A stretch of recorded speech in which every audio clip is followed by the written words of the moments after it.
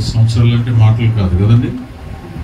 చాలా సుదీర్ఘమైనటువంటి ప్రయాణంలో దేవుడు మనకు సహాయం చేసి ఎంతగా మనల్ని ఆదరించి ఈ యొక్క గొప్ప కార్యక్రమాల పరిచర్యలో దేవుడు మనకు సహాయం చేస్తూ ఉన్నారు. ఇంకేవాళ్ళు చాలా మంది మిస్ అయిపోయారు. నేను అందుకే ఎప్పుడు చెబుతూ ఉంటాను, మనం ఏదైనా చేసినప్పుడు అందరూ కలిసి చేస్తే బాగుంటుంది. కానీ ఈ కొంతమంది మిస్ అవుతూ ఉంటారు. ఆ విషయాన్ని కూడా మనం దృష్టిలో పెట్టుకోవాలి. ముఖ్యంగా సేవకుడిగా మరి నేను ఒక్కడే ఈ యొక్క పరిచర్యలో పాలుపంపులు పొందాలి, చేయాలంటే చాలా కష్టము. వెనకాతలో మరి యవనస్తులందరూ ఉండి ముందుకు నడిపిస్తున్నారు. ముఖ్యంగా డేవిడ్, సాల్మన్, అలాగే జోసఫ్, వీరందరూ కూడా ఈ యొక్క పరిచర్యలో పాల్పంపులు పొందుతూ వారు ఎంతో అద్భుతంగా ముందుకు నడిపిస్తూ ఉన్నారు. నిజంగా 5 వేళ్ళు కలిసి ఉంటేనే మనం ఏదైనా పని చేయగలం కదండి. 2 వేళ్ళు ఉంటే మనం పని చేయలేము. దేవునికి స్తోత్రం. అలాగే మరి ఈ యొక్క ఈ ఆదివారం దినాన్ని మీకు అందరికీ నా హృదయపూర్వక వందనాలు చెల్లిస్తూ,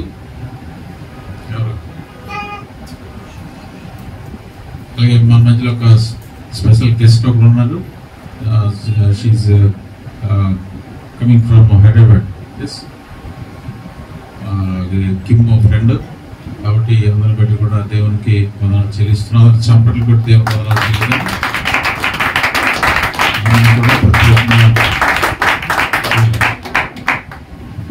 ఆమె కూడా ప్రత్యేకంగా మన యొక్క ఈరోజు ఈ మందిరానికి ఆహ్వానిస్తూ ఉన్నాను. వచ్చినటువంటి మీ అందరికీ కూడా నా ప్రత్యేకమైనటువంటి క్రీస్తు పేరట వందనాలు చెల్లిస్తూ ఉన్నాను. అలాగే రాత్రి చాలా మంది సాక్ష్యాలు చెప్పారు. చాలా అద్భుతమైనటువంటి సాక్షి. ఒక సాక్షి నన్ను బాగా ఆకర్షించింది. పుష్ప చెప్పింది ఏంటి, మేమందరము కూడా ఈ మందిరానికి వచ్చి ఏం చేసుకున్నాం, నేర్చుకున్నాం. నిజమే కదా, మనందరము కూడా, ఇంక్లూడింగ్ మీ, నేను కూడా ఎన్నో విషయాలు, అంటే నేను బైబిల్ కాదులో చదివాను, పరిచర్యలు చేశాను, సువార్తలకు వెళ్ళాను, ఎక్కడెక్కడికో వెళ్ళాను, అవన్నీ వేరు.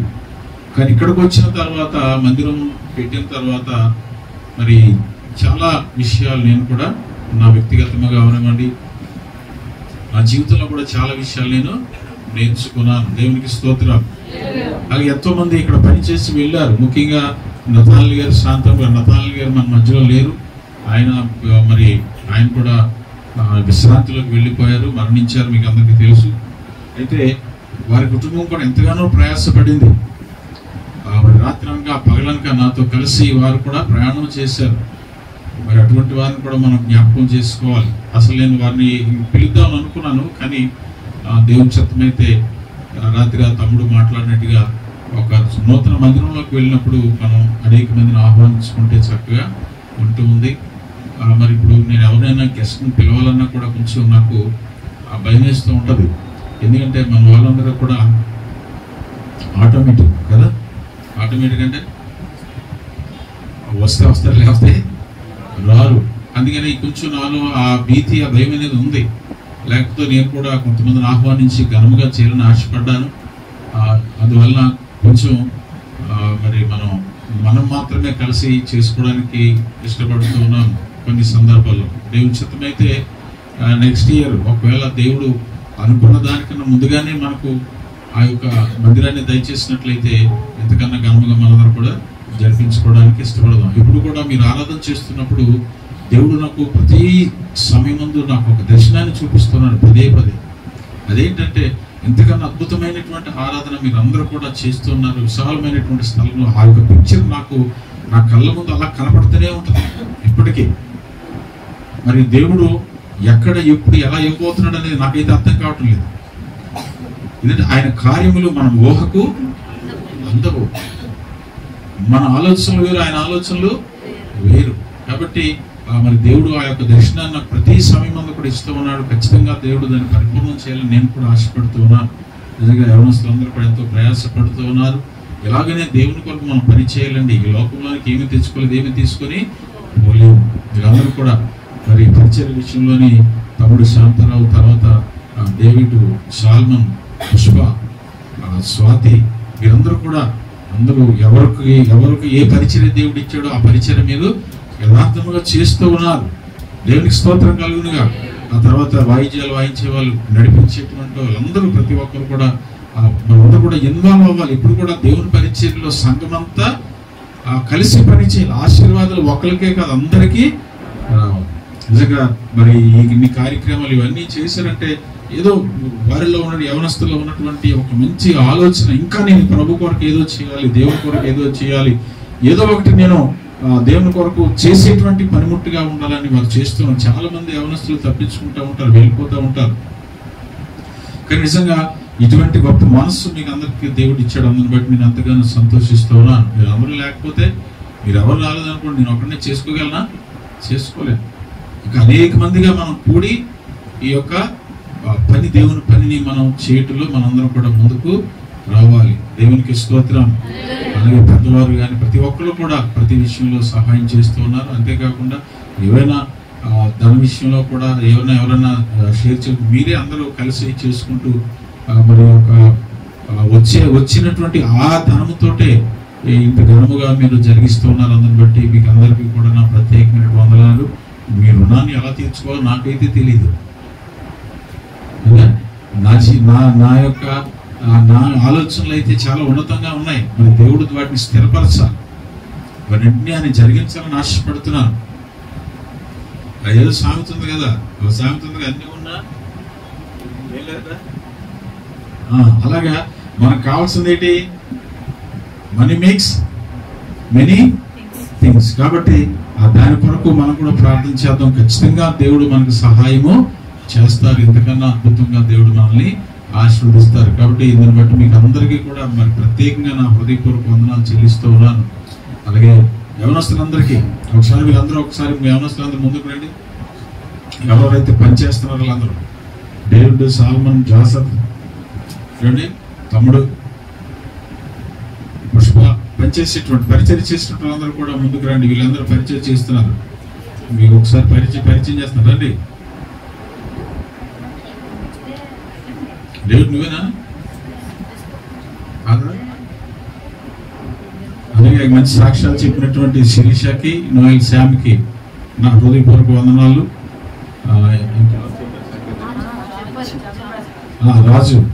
రాజు కూడా నా హృదయపూర్వక. తమ్ముడు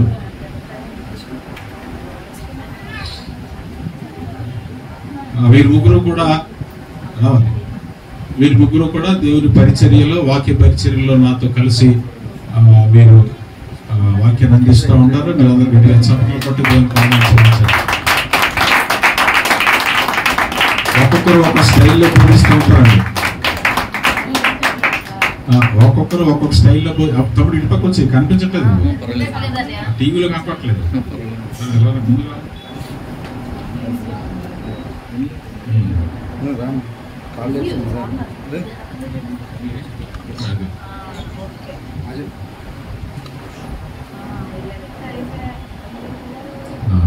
చూసారా, వీళ్ళు ముగ్గురు మూడు స్టైల్లో బోధిస్తూ ఉంటారు కదా. వీళ్ళు చూస్తే ఉన్నారు, కానీ మైక్ కానీ ఇచ్చామంటే గంటలు విడిచిపెట్టరు. కాబట్టి గట్టిగా చప్పట్లు కొట్టండి. ఈ ముగ్గురు పోటీ అనమాట. ఎప్పుడు మైక్ దొరుకుతుందా, ఇప్పుడు బోధిద్దామా? దేవునికి స్తోత్రం. ఇటువంటి వారు కావాలి కదండి. తప్పించుకునే వాళ్ళు కాదు, పని చేసేటువంటి వాళ్ళు కావాలి. ఆయనకి ఇచ్చామనుకోండి శాంతి, ఆయన స్టైల్ ఆయనది కదా. ఈయనకి ఇచ్చామనుకోండి ఈయన స్టైల్ ఈయనది. అక్కడ చెప్పుకుంటా ఉంటారు, ఎక్కడ రణస్థానంలో బలేతగా చేశారండి ఇద్దరిని అంటారు. దేవునికి స్తోత్రం. ఈయన స్టైల్ ఈయనది కదా. ఈయన అసలు మాట్లాడుకుంటూ పనులన్నీ చేస్తుంటాడు. దేవునికి స్తోత్రం కలుగునుగా. ఒక్కొక్కరికి ఒక్కొక్క విధమైనటువంటి పరిచయం దేవుడు ఇస్తూ ఉంటాడు. కాబట్టి అందుని బట్టి ఈ వీడియోని బట్టి దేవునికి వందనాలు చెల్లిస్తాను. కూర్చొని అలాగే మ్యూజిక్ ప్లే చేసేటువంటి వాళ్ళు కూడా రావాలి. ఈరోజు యానివర్సరీ కాబట్టి ఇవన్నీ తెలియజేస్తున్నాను మీకు.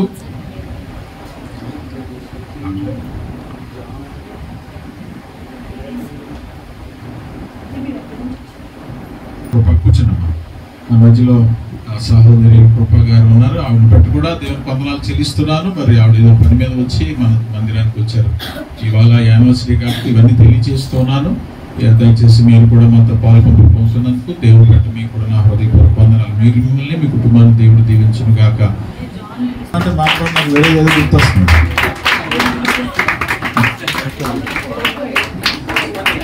చూసారా ఒక డ్రమ్మర్ ఎవరు జాన్, అలాగే గిటార్ అండ్ కీబోర్డ్. ఇక్కడికి వీళ్ళు లేకపోతే మన పాటలకి అందం ఉంటుందా?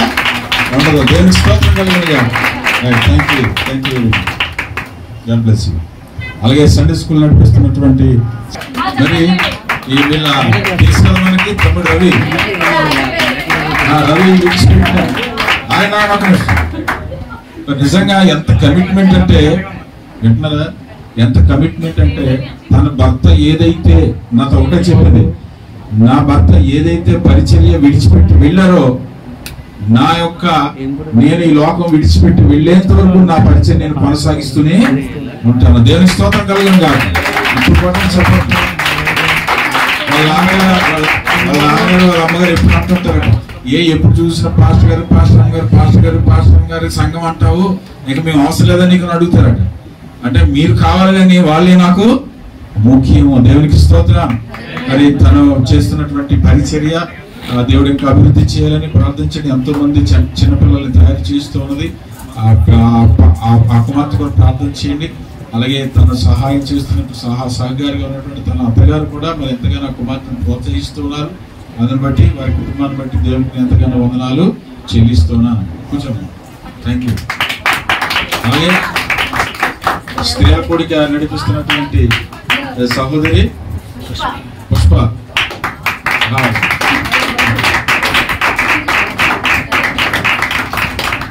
స్త్రీల కూడిక దేవుని యొక్క దర్శనం ద్వారా కుమార్తె స్త్రీల కూడిక నిలబెట్టాల్సి వచ్చింది.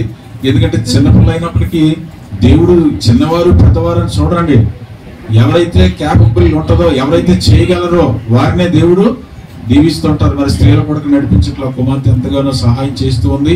మరి నేను చేయను అనకుండా బలహీనురాలుగా కాకుండా బలవంతురాలుగా ముందుకు సాగిపోతుంది. ఆ కుమార్తె గురించి తన కుటుంబం గురించి ప్రార్థనలో జ్ఞాపకం చేసుకోండి. ఇంకెవరైనా ఉన్నారమ్మా? చిప్సానికి ఎవరున్నారా? అందరూ అయిపోయారు. పాటలు పాడారు రావాలి. సుధీర్ సారికి ఇది లక్ష్మి రావాలి. సారికి ఉందా? రేణు ఏది సారికి? 23 ఇక్కడేమో బోర్డు పెట్టేశారు కదా. వీరు కూడా చక్కగా పాటలు పాడుతూ మరి మనందరినీ ఆరాధనలో కానీ ప్రతి విషయంలో కానీ వారు నడిపిస్తూ ఉన్నారు. ఇంకా చక్కగా పాటలు నేర్చుకుని దేవుని యొక్క ఆశీర్వాదాలు పొందుకోవాలి మనం చేస్తాం. అందరూ చప్పట్లు కూడా దేవుని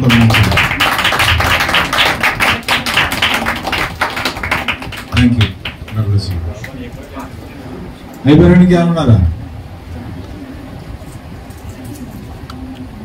అంతేకాకుండా మరి ఈ సంఘంలో మూల స్తంభం, కదలినటువంటి స్తంభం, కరిగిపోయినటువంటి స్తంభం ఏమండి?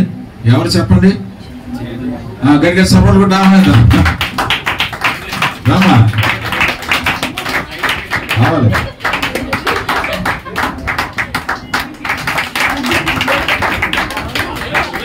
ఇంకా దేవుడు ఎంతో ఈమె చూడడానికి ఇలా ఉంది కానీ ఎంతమందిని రక్షించింది కదండి, అవునా కదా? దేవుని స్తోత్రం, హల్లెలూయా.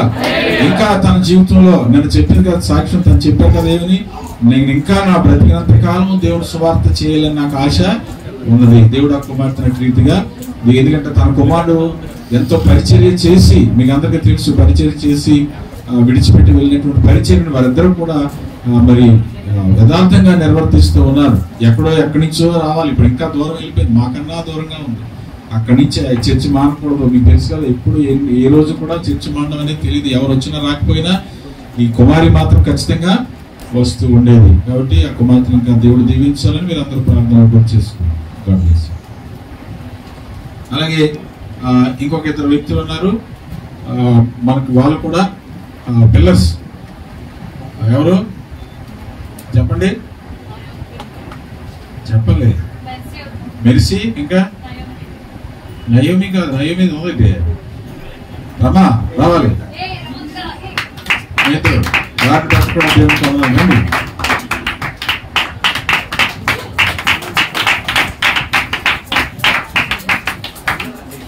మనకి ఏమి తెలియనటువంటి ఒకరోజు చూసాను, అమాయకుల్లా కనబడుతున్నారు కానీ ఇట్లా మాట్లాడు ఏమి చూసారు ఎలా కనబడుతున్నారా, అసలు వీళ్ళకేం తెలియదని అనుకుంటున్నారు కదా.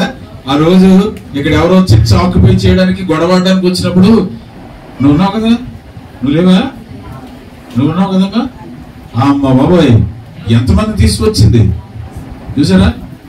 మరి వీళ్ళు కూడా ఈ సంఘం పెట్టిన దగ్గర నుంచి కూడా నమ్మకంగా వీళ్ళ తల్లి దగ్గర నుంచి కూడా ఆ కుమార్తె వారి కుటుంబం దగ్గర నుంచి కూడా వీళ్ళు ఇక్కడ ఉంటున్నారు. వీళ్ళు కూడా మన సంఘంలో ఆ సంఘ పెద్దల్లో పాలిభాగస్తులు వెళ్తారు. తర్వాత మీకు తెలియజేస్తున్న విషయాలను కూడా కూర్చోండి. మా దేవుడు మిమ్మల్ని దీవించునుగా. ఇంకా ఇలా చెప్పుకుంటూ పోతే ఎంతో మంది మరి మన యొక్క మందిరంలో దేవుని యొక్క మందిరంలో పనిచేసినటువంటి వారు ఉన్నారు. వారందరి బట్టి కూడా నేను వందనాలు చెల్లిస్తున్నాను. ఒక మాట మీకు తెలియజేస్తాను. ఈరోజు ఇటు రీతిగా మనం ఇంత అద్భుతంగా ఈ యొక్క కార్యక్రమాలు మనం సాగిస్తున్నామంటే నిజంగా దేవుని యొక్క మహా ఉచితమైనటువంటి కృప. కాబట్టి మీరందరూ కూడా ఎలాగనే మనం ఈ లోకంలోనికి ఏమీ తెచ్చుకోలేదండి, ఏమీ తీసుకొని పోలేము. ఒంటరిగా వచ్చి ఒంటరిగానే వెళ్ళిపోతాం. మీకు చాలా సార్లు చెప్పాను, మనకి చివరికి మిగిలేది ఏంటో తెలుసా? జననము మరణము మధ్యలో ఒక చిన్న గీత. ఇంగ్లీష్ లో ఏమంటుంది దాన్ని చెప్పాలి? ఒక చిన్న ఏంటమ్మా, ఒక బార్ లాంటిది కదా, అంటే ఒక గీత, ఒక చిన్న డాష్ లాంటిది. మన జీవితం ఏంటంటే date of birth, date of death. ఈ రెండేనండి మానవుని జీవితం. ఆ మధ్యలో ఉన్నదే మనం ఈ లోకంలో బ్రతికినటువంటి బ్రతుకు. ఏది తెచ్చుకోము, ఏది తీసుకొని పోలేము. కాబట్టి ఈ బ్రతికిన కొద్ది దినములు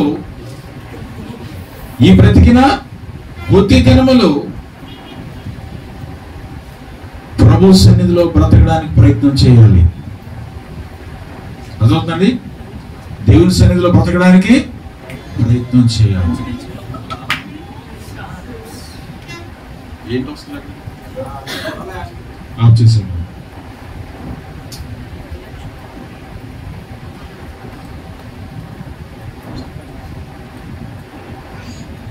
ఆఫ్ చేసి పక్కన పెట్టి కాసేపు దేవుని వాక్యం విన్నాను. సమయాల్లో మనం శబ్దాన్ని పాటించాలి. అందరూ చుట్టుపక్కల ఉంటారు కాబట్టి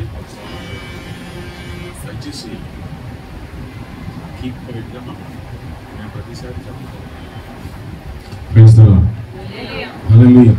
కాబట్టి ప్రియులారా, ఈ బ్రతికినటువంటి ఆ కొద్ది కాలమే మనము దేవునికి కృతజ్ఞత కలిగి జీవించవలసినటువంటి జీవితము. అర్థమవుతుంది. కాబట్టి ఆ బ్రతికిన కాలాన్ని దేవుడు లెక్కిస్తూ ఉంటాడు.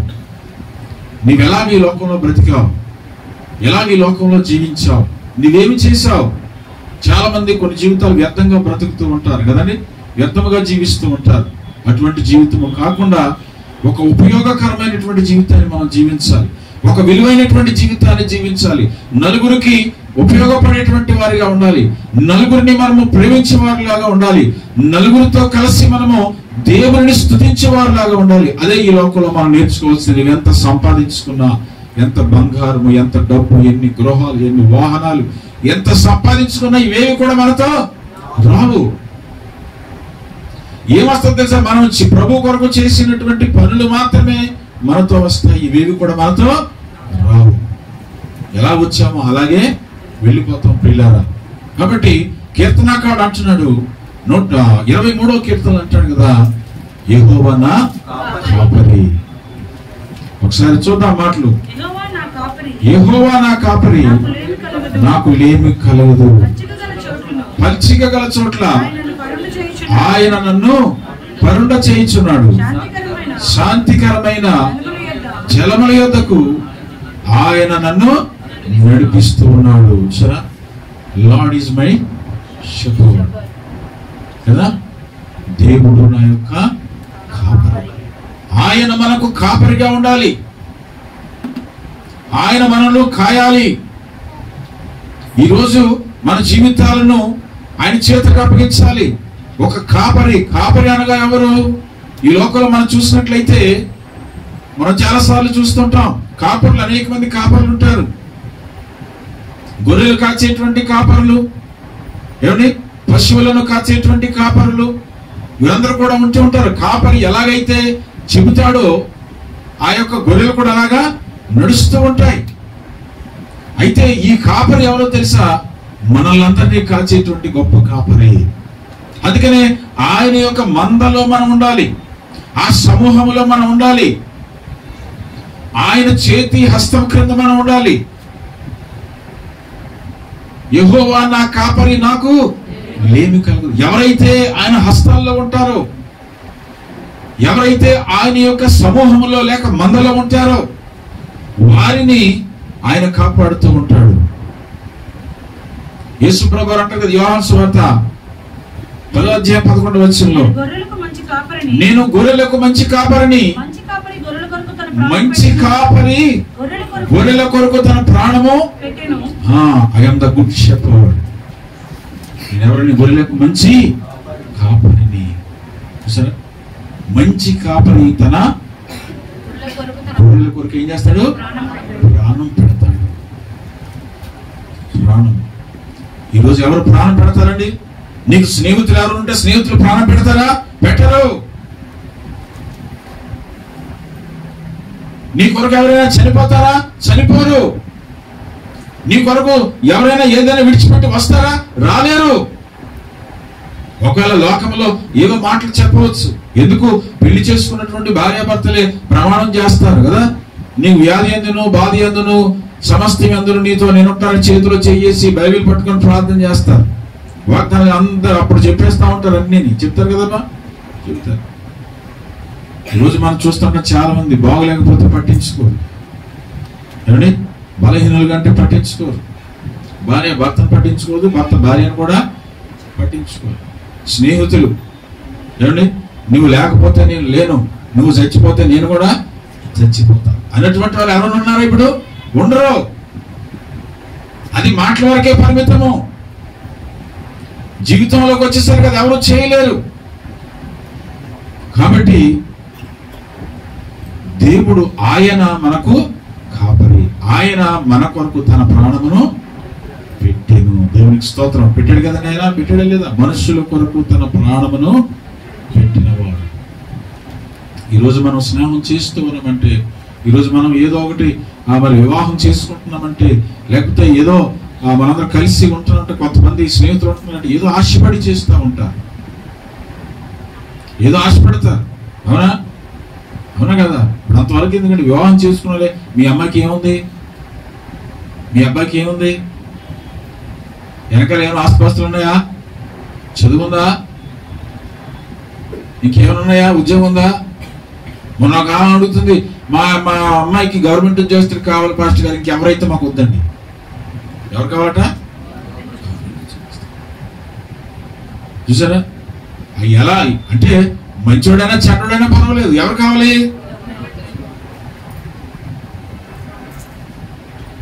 గవర్నమెంట్ ఉద్యోగస్తులు కావాలి.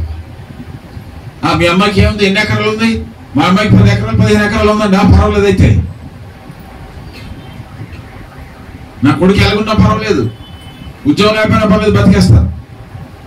ఇలాంటి వారు కూడా ఉన్నారు. కానీ యేసుక్రీస్తు వారు అంటున్నారు, ఆయన స్నేహితుడి కొరకు ఏం చేస్తున్నారు? తన ప్రాణమును పెట్టించున్నాడు. ఎందుకంటే ఆయన మంచి కాపరి. ఎలాంటి కాపరి? I am the good shepherd. నేను మంచి కాపరిని. మంచి కాపరి. చదవమ్మ మాటలు. నేను గొర్రెలకు మంచి కాపరిని, మంచి కాపరి గొర్రెల కొరకు తన ప్రాణం పెట్టెను. జీతగాడు గొర్రెల కాపరి కాడు గనుక గొర్రెలు తనవి కానందున అది తోడేలు వచ్చుడు చూచి, నేను గొర్రెలకు మంచి కాపరిని కాబట్టి ఆ మంచి కాపరి గొర్రెలకు ఏం పెడతారట? ప్రాణము పెట్టును. మనందరి కొరకు ఆయన సిలువలో ఏమయ్యారు? మరణించారు. మరణించారు కదా, మన పాపముల కొరకు, మన అపరాధముల కొరకు, మన వ్యసనముల కొరకు, మనం చేసినటువంటి వ్యతిరేకత కొరకు, మనందరి కొరకు ఆయన సిలువలో మరణించారు, బలైపోయారు. ఈ రోజున మనందరూ కూడా ఉపవాస ప్రార్థనలు చేస్తూ ఉన్నాం, గుర్తు చేసుకుంటూ ఉన్నాం. రకరకమైనటువంటి రకరకమైన డినామినేషన్స్, వారి డాక్టరీన్స్ సిద్ధాంతాల ప్రకారం వారు నడుస్తూ ఉన్నారు. ఎవరు చేసినా ఏది చేసినా ఈ యొక్క 40 దినాలు దేవుని స్తుతిస్తూ ప్రార్థిస్తూ ఉపవాసం ఉంటూ వారి కుటుంబాల కొరకు ప్రార్థన చేసేటువంటి వారు. వీటిని మనం ఏమన్నాం? లెంట్ డేస్ కదా, అంటే శ్రమ దినం. ఎవరికి శ్రమ? ఎవరికి శ్రమ? ఆయన శ్రమ పడ్డాడు మన కొరకు కదా. శ్రమపడి తిరిగి 3వ దినాన్ని ఏం చేశారు? మరణించి తిరిగి 3వ దినాన్ని లేచారు. వాటిని మనం జ్ఞాపకం చేసుకుంటున్నాం. అసలు యేసుక్రీస్తు వారు ఈ 40 దినాలు శ్రమ పడలేదండి. ఈ 40 దినాలు ఆయన ఉపవాసం లేదు. ఇదేంటంటే పూర్వం మన పెద్దలు ఉపవాస దినాలు ప్రకటించుకున్నారు. యేసు ప్రభు వారు శ్రమ పడ్డారని చెప్పి మొట్టమొదటిగా 6 రోజులు ఈ యొక్క ఉపవాస ప్రార్థనలు ప్రకటిస్తారు. ఈ 6 రోజులు అయిన తర్వాత వారు ఏం చేస్తారంటే 6 రోజులు కాదని 46 రోజులు ప్రకటిస్తారు. మీరు కరెక్ట్ గా చూడండి. ఈస్టర్ నుంచి మనం వెనక్కి వెళితే నెక్స్ట్ బుధవారం ఈ యాష్ డేస్ ఏంటది భస్మ బుధవారము కరెక్ట్ గా ఎప్పుడు వస్తుంది? బుధవారమే పడతా ఉంది. అంటే ఈస్టర్ దగ్గర నుంచి మనం లెక్కేసుకుంటే 46 దినాలు. ఆ తర్వాత 6 దినాల నుంచి ఏమైందంటే 40 దినాలు చేశారు. ఇవన్నీ కూడా రోమన్ క్యాథలిక్స్ ఉన్నటువంటి ఈ పోప్స్ ఉంటారు కదా, వాళ్ళు ఈ బిషప్స్ వీళ్ళందరూ కూడా ఈ 46 దినాలు వారు ఏం చేశారంటే ఉపవాస ప్రార్థనలు పండుగ దినాలుగా ప్రకటించుకున్నారు. అలాగా ఆ యొక్క 46 దినాలు చేసేవారు. ఆ 46 దినాలు ఏం చేశారంటే సండే ఆదివారం ఎలాగా ఆరాధన ఉంటుంది కాబట్టి మందిరము జరుగుతుంది కాబట్టి ఈ 6 డేస్ మైనస్ చేసేసారు. చేసి 40 దినాలు మరలా వారు ఏం చేశారంటే ఈ యొక్క ఉపవాస దినాలు ప్రారంభించారు. ఎక్కడి నుంచి? ఆ యొక్క భస్మ బుధవారం, యాష్ వెడ్నెస్డే. ఆ యాష్ వెడ్నెస్డే ఎలాగొచ్చిందంటే అక్కడ ఉన్నటువంటి ఖర్జూరపు మట్టలు, అక్కడ ఉన్నటువంటి సమస్తమైనటువంటి మట్టలు తీసుకొని అవి ఎండిపోయిన తర్వాత వాటిని కాల్చి బూడిద చేసి ఆలివ్ ఆయిల్, ఒలివా మొక్కకు ఉన్నటువంటి ఆ నూనెను తీసుకొని ఆ బూడిదలో పోసి ఆ బూడిదను బాగా కలిపి వారు ఏం చేస్తారంటే వారి యొక్క నుదుటి మీద శిలువ ఆకారం గుర్తులు వేసుకొని వారు ఆ యొక్క పూజలు చేస్తూ ఉండేవారు. ఇవన్నీ కూడా వారి ఆచారములు, పద్ధతులు. యేసు ప్రభువు ఇవన్నీ చేయమని ఎక్కడ యేసుక్రీస్తు వారు బైబిల్ గ్రంథంలో కానీ ఎక్కడ మనకు తెలియచేయలేదు. ఇదంతా కూడా మనుషులు పెట్టుకున్నటువంటి ఆచారములు. అయితే ఇప్పుడు నువ్వు ప్రార్థన చేయవలసింది, ఉపవసించవలసింది, నువ్వు మోకరించి ప్రార్థన చేయవలసింది ఎవరి గురించో తెలుసా? నీ కొరకు, నీ బిడ్డల కొరకు, నీ వ్యక్తిగత జీవితం కొరకు, నీ యొక్క భవిష్యత్తు కొరకు నువ్వు ప్రార్థన చేయాలి. ఈరోజు ఎంతో మంది యవనస్తులు చెడిపోతూ ఉన్నారు. ఎంతో మంది పెద్దవారు త్రోవతప్పి నడుస్తూ ఉన్నారు.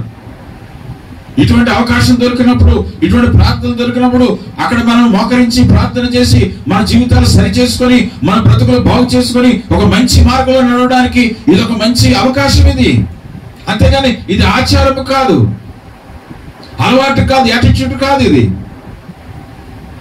ఇది ఆత్మీయ జీవితానికి ఒక మంచి మార్గం. ఇది చాలా మంది మనం చూస్తూ ఉంటాం. ఈ రోజున చెడిపోయినటువంటి మనస్సు కలిగినటువంటి వారై దేవునికి దూరస్తులుగా బ్రతుకుతూ ఉన్నారు. భయం లేదు, భక్తి లేదు, ఇష్టానుసారముగా బ్రతుకుతూ ఉన్నారు. ఎంతమందిని మనం చూస్తూ ఉంటాం ప్రియులారా. చివరికి వారి జీవితాలు ఎక్కడికి వెళ్ళిపోతున్నాయి? నిత్య నరకానికి వెళ్ళిపోతున్నారు. చాలా మంది ఏం చేయబడుతున్నారు తెలుసా? ఈ లోకంలో నుంచి తీసివేయబడుతూ ఉన్నారు, చనిపోతూ ఉన్నారు. మనకు ఆవిడ ఎవరో సినీ యాక్టర్ కదండి, బాగా అందరికి వెల్ నోటెడ్ పర్సన్. తెలియదా మీకు ఎవరికని? సింగర్ ఏం పేరమ్మా? కల్పన.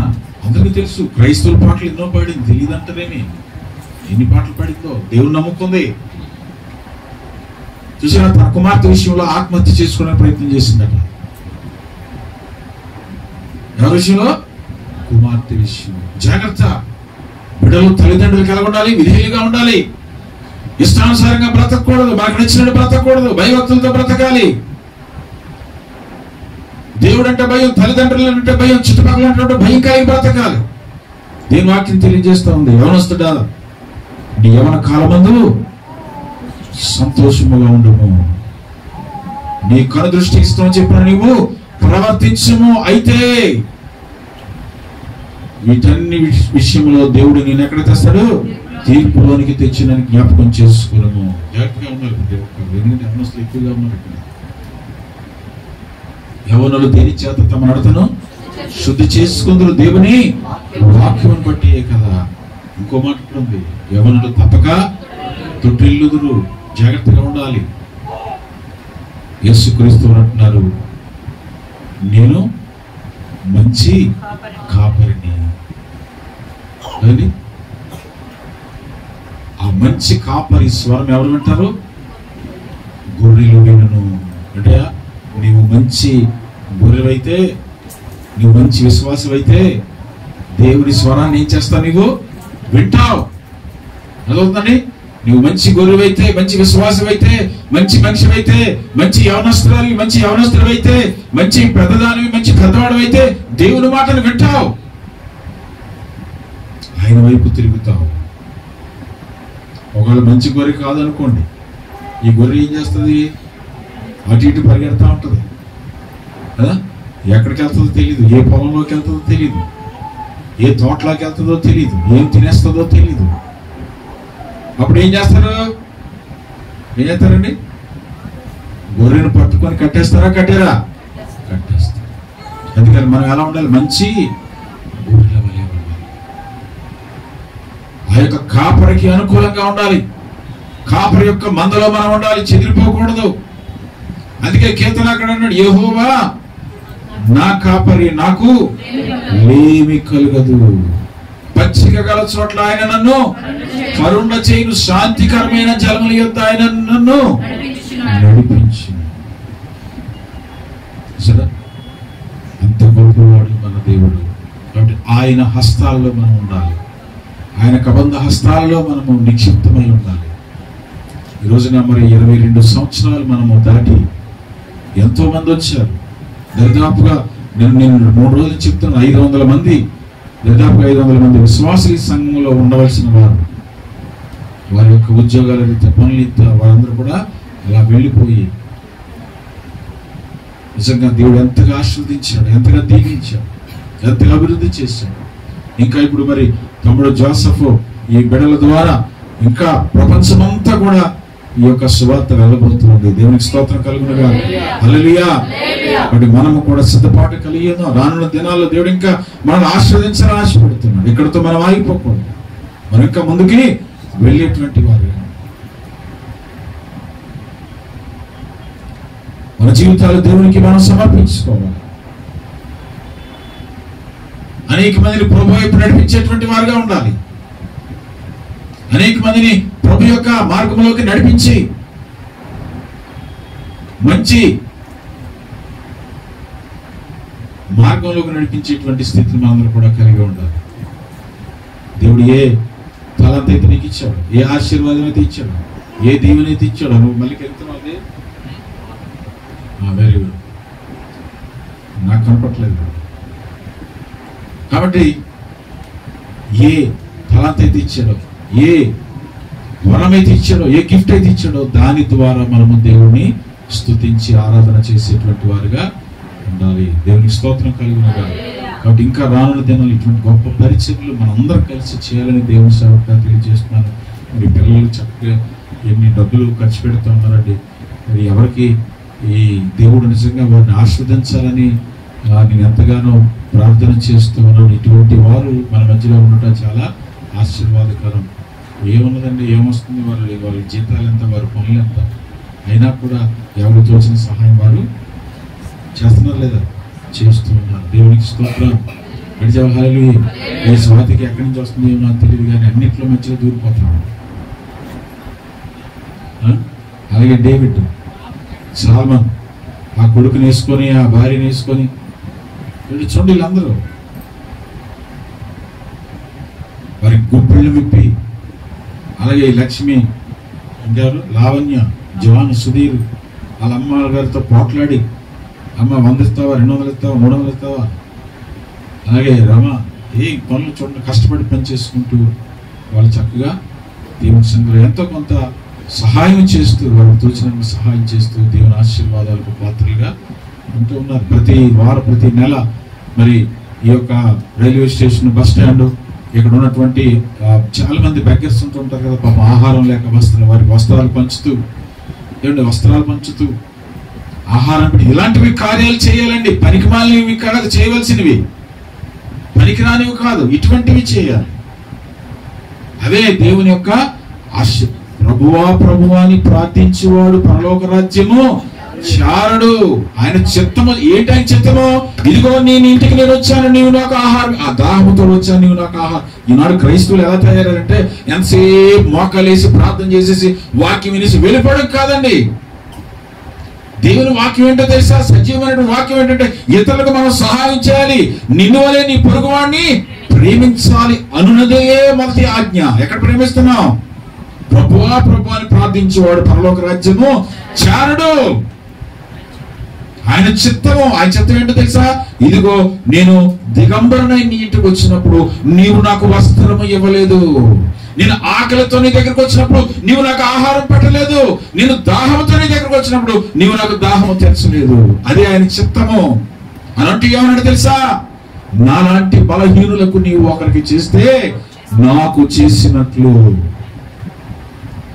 దేవుని మందిరాలు, దేవుని సువార్త అంటే మనం వాక్యం వినేసి, మనమే తినేసి, మనమే తాగేసి, మనమే వినేసి, మనమే ప్రార్థన చేసుకుని వెళ్ళిపోవడం కాదండి, వెళ్ళిపోవడం కాదు. ఆయన అంటున్నాడు, యేసుక్రీస్తు వారు మార్కు సువార్త 16 ఏమంటాడు తెలుసా? సర్వ సృష్టికి వెళ్ళి సువార్తను ప్రకటించండి, నా నామమున మీరు. సర్వ సృష్టికి అనేక మందికి సహాయం చేసేటువంటి వారుగా ఉండాలండి. నీకు వస్త్రం ఉంది, ఆహారం ఉన్నది, గృహం ఉన్నది, అన్ని ఉన్నాయి, నీకు నువ్వు చేయగలుగుతున్నావా? ఈరోజు నేను దేవవాక్యాన్ని మీకు మాటలు తెలియజేస్తున్నాను. ఆయన చిత్తము ఏంటంటే ఇతరులకు మనం సహాయం చేద్దాం. ఇక్కడ కూర్చున్న యవనస్తులు ప్రతి ఒక్కరు కూడా ఎవరికి తోచిన సహాయం వారు చేస్తూ దేవుని పరిచర్యలు ముందుకు సాగిపోతున్నారు. దేవునికి స్తోత్రం కలుగుతుంది. దేవుని కొరకు ఒక మంచి పని మనం చేయలేము. దేవుని కొరకు ఒక మంచి దేవుడిచ్చిన అవకాశాన్ని మనం సద్వినియోగం చేసుకోవాలి. అదే ఈనాడు మీరందరూ యవనస్తులు నేర్చుకోవాల్సింది. ఇంకా దేవుని కార్యాలు చేయండి, దేవుడే మీకు సహాయము చేస్తాడు. దేవునికి స్తోత్రం. అంటే ఇటు రీతిగా దేవుడు మిమ్మల్ని అందరినీ దీవించి ఆస్వాదించాలి. ఆయనను కాపరిగా కదండి, ఆయనకు కాపరిగా, ఆయన మనకు కాపరిగా. వాక్యం ఉంది కదా, ఆయనకు జనులు కాగలిగిన వారు ధన్యులు. దేవునికి స్తోత్రం కలుగును. ఆయన యొక్క కాపుదల మనందరం ఉండి దేవుని ఆశీర్వాదాలు పొందుకోవాలని మాటలు తెలియజేస్తూ ముగిస్తూ ఉన్నాను. దేవుడు మిమ్మల్ని దీవించును గాక. ఇంకేమన్నా